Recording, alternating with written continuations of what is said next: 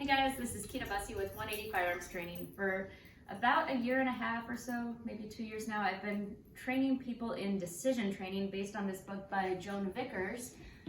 It's Perception, Cognition, and Decision Training, and has a lot of really good info on there how to self-coach and coach others.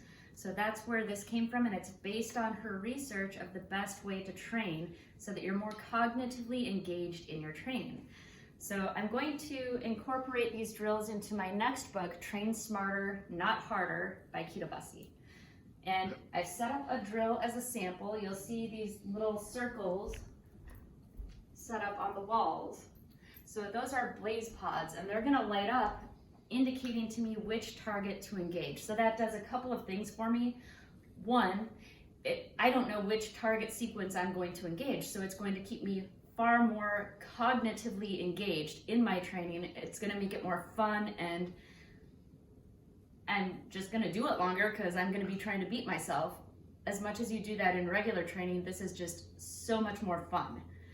So the other thing it does is the light is going to be above the target I want to be shooting. So I don't want to be looking at the light, I want to be looking at the target. So it acts as a distraction, sort of like if you have a fly land on your target, you're going to be aware of the fly, but you still have to focus on your spot on the target that you actually want to engage. Another thing you have to do is pick up your next target from your periphery. So you're engaging one target, and then the next light might start going off, and you have to pick that up out of your peripheral vision without letting it pull your eye off of the target that you're engaging. So picking up your spot from your periphery. So I have this one set up over here that has no target going with it. That one is to tell me to switch from freestyle to strong hand only, or if you're shooting PCC, it indicates switching to weak shoulder. And every time that lights up, you have to switch back and forth. So that adds more and more complexity. And you can break this down into individual skills and then build it back up. This is very complex. So this would be a drill that you would probably build up to after breaking it down into smaller steps. So I'm going to try this to show you what it looks like. So you get an app on your phone for the Blaze Pods. I ordered the Blaze Pods from the Blaze Pod website. Download the app. They have a bunch of stuff already in there, but you can always create your own drill. You can either tap those or step on them or set them to a timer. So whatever you want to do, and you can change the timing of how they light up for whatever works for you. So it's going to give me a countdown, and then I'll start.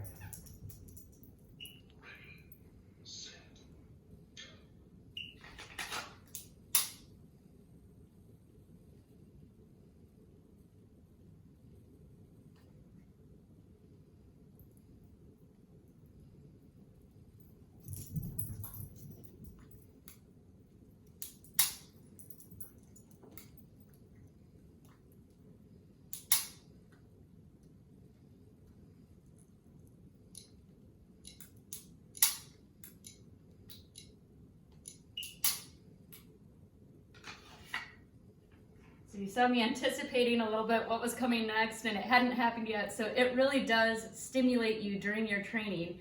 So it's not going in one ear and out the other. Like when you practice a draw 10 times in a row, it's going to go in one ear and out the other. You're not really going to retain it. So it's going to help you retain more, and also transferability from your practice to the match, making sure it's a transferable skill. So working on transitions here, not knowing what I'm going to engage next is going to keep me more engaged and make it more fun, but I'm still working on transitions and focusing on my spot through the distraction of the light and switching from strong hand to freestyle, not knowing what's coming next, but I'm still practicing these fundamental skills that you're going to use in a match. All right, thank you to my lovely assistant, Alexis and Randy, Woo! for helping out.